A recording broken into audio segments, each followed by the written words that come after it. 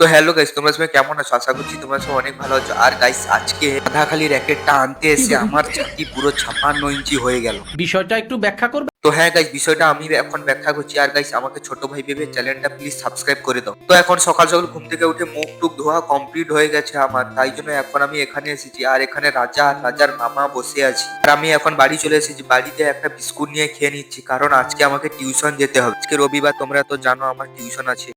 A few moments later. তো এখন আমি টিউশন থেকে বাড়ি চলে এসেছি। আর বাড়িতে এসে মা বলছে বাজার থেকে মাছ কিনে আনতে, তাই জন্য এই যে দেখতে পাচ্ছ আমাদের ডেভিড পুত্রটা, এই ডেভিড পুত্রটা নিয়ে এখন আমি বাজারে যাব।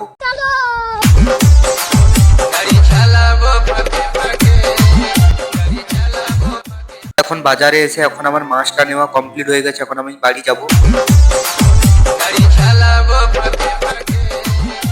এখন আমি বাড়ি চলে এসেছি। আর বাড়ি এসে আমাকে রাজা ফোন করে বললো যে ও র্যাকেট আনতে যাবে, তাই জন্য আমাকে আমার ডেভিড পুত্রটা নিয়ে এখন যেতে বলছে। এই জন্য আমরা ডেভিড পুত্রটা নিয়ে এখন আমরা বেরিয়ে পড়েছি মাথাখালিকে র্যাকেট আনতে যাওয়ার জন্য।